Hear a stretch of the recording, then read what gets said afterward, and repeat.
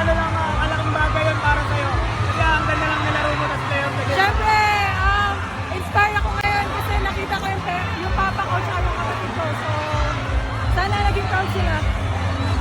Ayun nga, mga kababayan mo rin, nakapaglaro ka in front of your Mindanao na mga kababayan. Ano lang feeling? Ganito ka-special para sa'yo?